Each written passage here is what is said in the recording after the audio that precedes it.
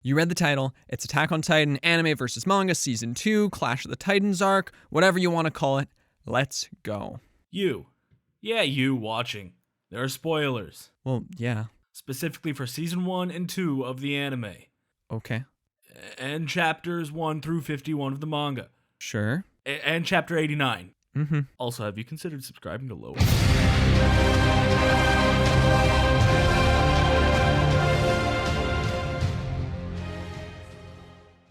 Isayama's artwork. Towards the beginning of my last Attack on Titan video, I spent some time going over how the art didn't really do it for me. But Isayama improved rapidly. I mean, just look at the difference from the first chapter of the manga overall to the first chapter of this arc. The art certainly still has a sketchy appearance to it, but now that comes across as more of a fitting stylistic choice, rather than the byproduct of Isayama's limitations. After all, the characters have far more consistent appearances, there's more shading, and the backgrounds are more detailed. Along with this, the general composition of each panel is stronger too. There are generally clearer focal points and everything flows together. To me, these images are just more appealing to the eye. There are even a lot of specific moments where the manga outright impressed me. Specifically, some of these Titan transformations are just, yes! There's so much energy and creativity to them. And these moments where Isayama excels, they get me really excited. Because it's so easy to focus on the negatives, going, oh, Isayama's artwork wasn't good, or so many other manga have better art. But it's also important to focus on the improvement. I mean, I'm not saying that this is my favorite manga art either, not by a long shot. But I still like it as it goes along. Honestly, I find it really admirable that he was able to rise above a whole lot of criticism about his art and improve himself. So, with that being said, how does the anime compare to this improved presentation? Well, in general, it keeps the same aesthetic from the first season. If you take still shots from each, 99% of the time, they'll be pretty much indistinguishable. So that's good. There are also plenty of impressive moments of animation. These include bombastic parts like Ymir's Titan fight or the blessed ODM gear action scenes. But these also include some more subtle moments where the story world really comes to life. In particular, I love the Beast Titan's introduction. The impact of his feet on the ground and the way the trees move with him. It gives him such a sense of presence. And then his deep, dry voice, the facial expression, just all of it. The anime really sells him as a horrifying force of nature. Don't get me wrong, it was great in the manga too, but I think it's even better here. Fortunately, the music keeps going strong too. I already gushed about the first season's soundtrack, and I could go on and on about this one as well. The pieces have a similar sound and tone to them, but the new tracks are welcome. Some of them are real bangers too. I mean, if you haven't listened to YouSeeBiggIrl /T:/T 5 times in the last 24 hours, then have you really, truly lived? Beyond that, they're well placed, and it's clear that their use in these episodes was carefully considered. By extension, this means that there are those glorious moments where the music, voice acting, and visuals come together to create captivating scenes. There are a whole bunch I could pull from, but my favorite is here, when Hans goes to fight that smiling Titan from the very first episode. I love how the hype music cuts out right as Eren bites down on his hand and fails to transform, punctuating that realization that, this time, he isn't strong enough to fight, and that he can't help or save Hans. I love the voice acting from Yuki Kaji as Eren and Yui Ishikawa as Mikasa. Eren's disturbed laughter after Hans dies and Mikasa's desperation and shock are chilling. However, compared with the first season, the presentation is somewhat variable. My first example? The CGI Colossal Titan. Now, don't worry, I'm not about to go on a classic CGI ruined anime, let's all go retro rant on you. In some moments, I'll even admit that making him CGI makes sense and the animation is just smooch. But other times, he's a pretty ugly guy. And this only gets worse when I compare it to the manga. Because in the manga, he dominates so many of the panels he's in. He's intimidating and freaky, and some of these shots in the anime distract from that. Like, this girthy boy's got presence, but at this moment in the anime, he kind of looks like one of those inflatable tube men at your local car dealership. In general, though, the anime often uses the manga as a storyboard, which isn't necessarily bad, but there are moments where I don't think that works all that well. Because if you take all these shots on a manga page and make them into shots in an anime, well, that pacing is going to be totally different from the manga's pacing. After all, manga panels come in various sizes and shapes, and the reader has a lot of control over how they linger on each moment. Besides, there's also the interplay between panels and the way that we can construct meaning by looking at them as a collection. Basically, all this is to say that pacing is simply different between these mediums. As such, in Season 2, there are pretty big moments where I feel the moment-to-moment pacing of these episodes suffers a bit. For example, let's look at the scene from episode 34, when Reiner, Berthold, Eren, and Ymir are together in the trees. In the manga, loads of action lines accompany Reiner and Eren's big argument. That, combined with the sketchier speech balloons used here, punctuate this climactic moment of their conversation. As you can see, the anime does something similar with these action lines. Personally though, I've never been a big fan of how this was handled. These lines feel pretty natural and normal in the manga, but their use in the anime is a bit stranger. What I'm getting at is that when I'm watching this, I become very aware of the fact that these lines have simply been placed on top of the image, and it breaks my immersion with the conversation. However, in the manga, those lines simply feel like part of the image to me. They're integrated in well here, but not so much here. The anime's presentation is sometimes distracting in other ways too. In particular, there are a whole lot more shots with similar action lines used during action scenes. Now, I don't mind the occasional moment like this, but there are certain sections where they keep popping up. In my opinion, the worst example of this is in episode 36, Charge. Once again, don't get me wrong, the overall direction of this episode is strong, and there's some really impressive moments. But every still frame being shown right now is from the second half of that episode. Despite the fact that this technique can be well used to punctuate exciting moments or give a bit more weight to specific shots, the density of them here results in this repetitive, predictable presentation that, regardless of amazing moments, got a bit dull for me. Now, I might be coming across as a bit negative about this season's presentation, but overall, I still like what's here. However, I prefer the first season's presentation by a long shot. I think it's more consistent in quality, with more dynamic and varied storyboarding and animation. Basically, if I was to compare this to anime in general, I'd still call this season impressive in terms of presentation. But when I'm comparing it to the first season of the anime, I find it a bit lackluster.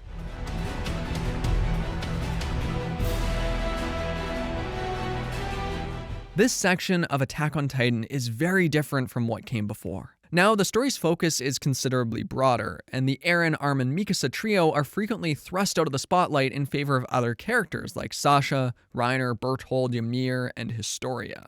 There's also a good chunk of time dedicated to flashbacks. As such, this section of the story has a considerably slower pace, which you might expect because we're jumping between a lot of different characters. So something will be developing, and then we'll move over to someone else. And then something will develop there, and then we'll get a backstory.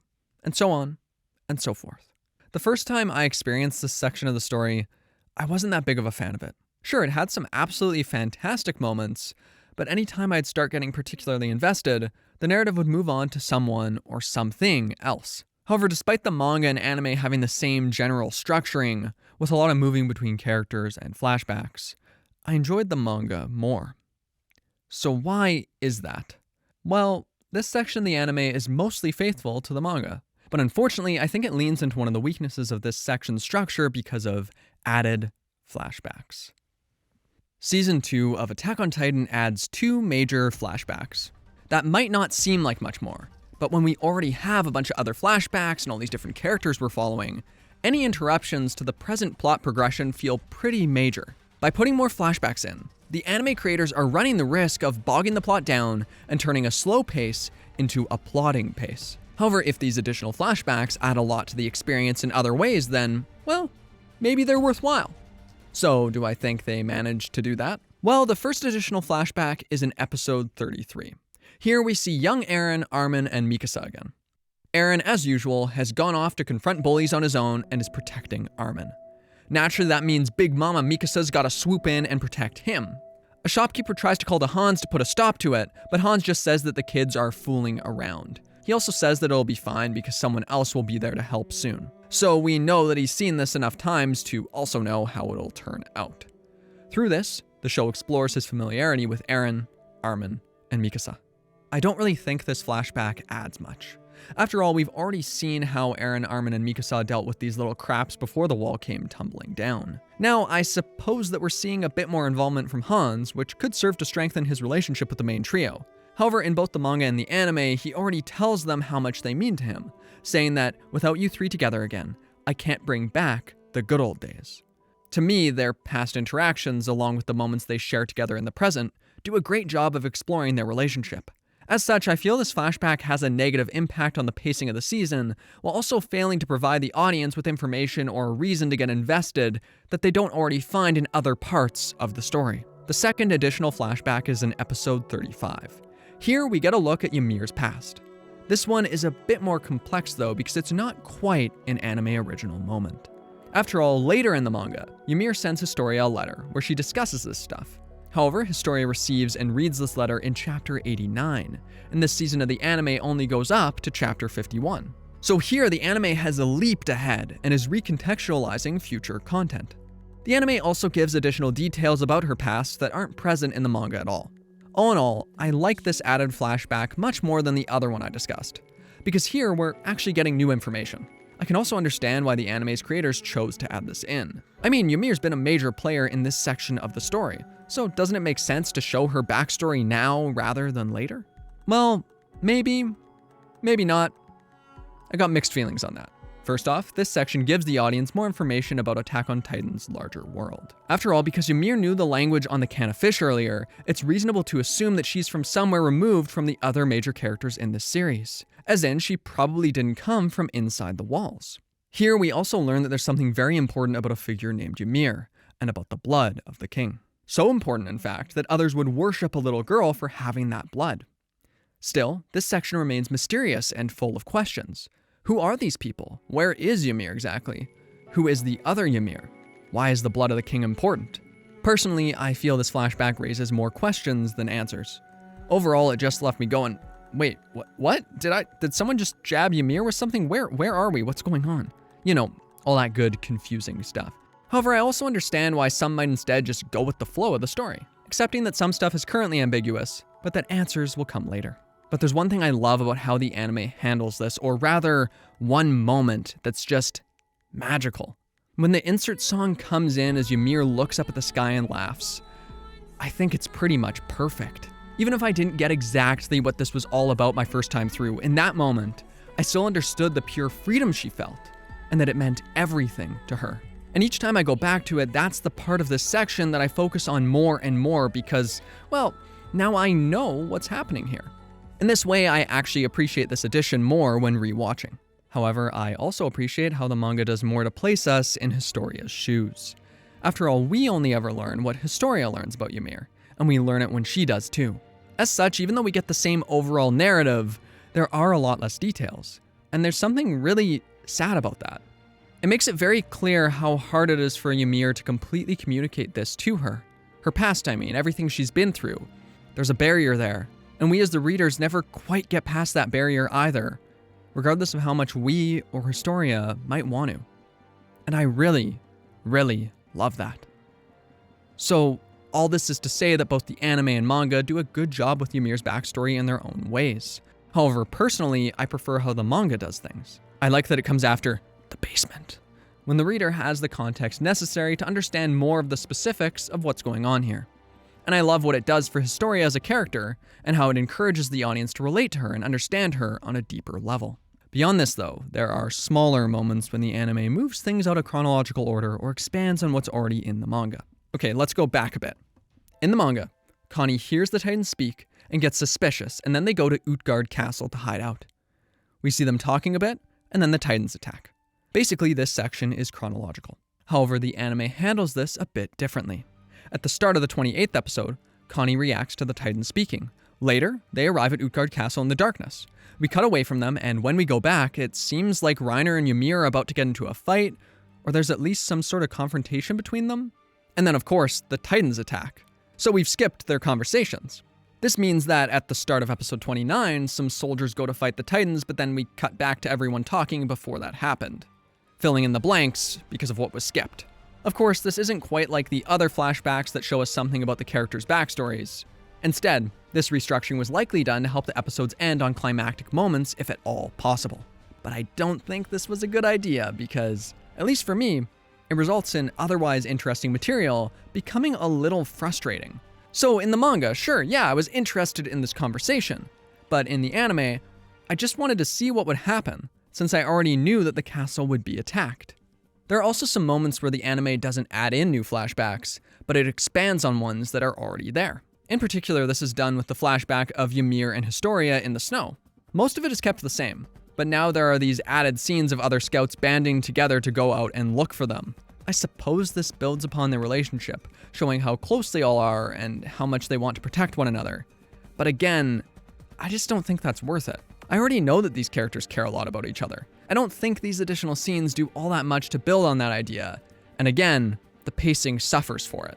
So overall, I'm not a fan of what the anime has done to the pacing here. A lot happens in this season, but the constant jumping around left me kind of frustrated. That was already a bit of a problem for me in the manga, but it's even more of a problem in the anime. You cut me deep, Shrek. You cut me real deep just now. I already mentioned that season 2 of the anime is overall faithful to the manga. But that's not to say that everything's the same. Of course, there are those added flashbacks, but there are some other changes too. For example, Sasha is much more present in the anime than in the manga, as she's been added into the campaign to save Eren from Reiner and Berthold. This is a change I like. It's always good to have more Sasha. However, there have also been some cuts, and unfortunately, a few of these are pretty big. And all of them can be found in Season 2's final episode. First, let's talk about Connie. See, in the manga, Connie and Hanji go to compare a picture of Connie's mother with this Titan. It results in an understandably emotional moment for Connie, where he gets angry about Reiner purposely tricking him into thinking his mother didn't speak, and where he comes to the horrifying realization that all he has left of his home is this picture and his mom. In addition, this scene also shows us a bit of Hanji's stark realization that all of her research was probably being done on humans who had turned into Titans. And you can see the guilt on her face as she recalls the torture and experiments. I think removing this scene with Connie is a big mistake. Of Attack on Titan's major scout characters, I'd say Connie is the least developed. In fact, in the anime, I almost never felt much of a connection to him. Unlike others, he doesn't get a flashback. He doesn't really have any distinct personality quirks that pop out in my mind. We don't know what his interests are. At best, I guess he's sometimes a bit absent-minded, or he makes a goofy joke at an inopportune moment. But here, seeing his reaction to so much being taken from him, I felt for him. I started to care a bit. Sure, the anime adds in a couple shots in this episode where Connie looks really upset, but none of it is nearly as extreme as what's shown in the manga, and I think that's a real shame. Second, there's Historia's cuts. Of course, she's already gotten far more development than Connie, but what's removed in the anime here is, well, it's a shame too, because it's one of my favorite scenes from these chapters. Here, after Eren and a few others talk about his Titan scream, Historia comes running. She says, let's hurry to the other side of the wall. See, she wants to get going to Ymir as soon as possible. In the end, she yells about how much she hates Ymir. And Jean says, Krista, this isn't like you. Historia's response? She laughs hysterically and says, I'm done being Krista. She's gone now. Needless to say, this is a pretty important moment for Historia. Here she's verbally confirming that she's casting aside her past identity in a moment of anger and sadness and desperation as she realizes that she can't be with Ymir, that she may never see her again. There's the sense that she's being reborn as another character, or at least that she's undergoing a significant change. It's really crushing, engaging stuff. Third, Levi and Erwin's conversation gets trimmed down. I don't find some of the cut content all that important, like the banter between Levi and Pixies, but a decent amount of it is pretty central to these characters. In particular, Manga Levi talks to Erwin about his arm, saying that it's too bad he lost it. Erwin merely responds by saying, how many hundreds of men do you think I've sent out to be eaten by Titans? One arm isn't nearly enough to make up for that. I hope I'll be able to pay back the rest when I end up in hell. This points to the way leadership weighs on Erwin's mind, which is going to become increasingly important as the manga goes on. Later, what I see as an even more crucial moment is altered. See, after Erwin learns more about the Titans based on Hanji and Connie's discoveries, he smiles. Understandably, that leaves Levi wondering what on earth is wrong with him. He tells Erwin, you're gonna make me sick. And Erwin says, "I've been told that since I was a child." Levi pushes a bit, asking if that's the real reason he's in the Survey Corps. But Erwin just dodges the question. However, in the anime, when Levi asks why Erwin is smiling, his response is very different. He says, "It's just, with this, we've taken one more step towards the truth." Levi says, "Just one step? We'll run out of people before we learn the truth. It's not worth the cost." But Erwin doesn't agree. He says, "But it is a step towards the truth. One day we'll break it down. The wall hiding the truth will fall." Now, this anime conversation is by no means terrible or anything like that. But these changes add up, making these exchanges between Levi and Erwin less personal. After all, instead of replying with some info about himself, about his past, Erwin replies to Levi by reassuring him that it's all worth it for their goal of understanding the truth and learning more about the world. Personally, I by far prefer Erwin's personal moment here, especially considering that sort of info is going to be pretty important for where the story's heading. Of course, compared to a lot of other anime adaptations, these cuts are pretty minor, and I'm really happy that the creators stayed as faithful as they did with this section of Attack on Titan. Even so, I don't like these cuts at all. To me, this isn't minor material. These are key moments for these characters, and I think it would have been much better to find a way to leave these in, even if I can understand why it would be difficult to do that. As I'm sure you picked up on by now, I have some issues with Attack on Titan's second season. Does that mean I dislike it? No, not at all. I just don't like it nearly as much as the first season, and I don't think they did nearly as good of a job of adapting it. Even so, that doesn't mean that this is some terrible, horrible, bad adaptation. Not at all. There's plenty of good stuff here, and I mentioned some of that. However, from the presentation that I find comparatively lackluster, to the added flashbacks that I feel bog down the pace, to the remove moments that I feel are quite important, well, it all results in a season that to me doesn't feel quite as expertly crafted and considered as the first season. However, there's still much more to go over, and next time, we'll be focusing on a fairly contentious section of the story. Season 3, Part 1, or the Uprising Arc.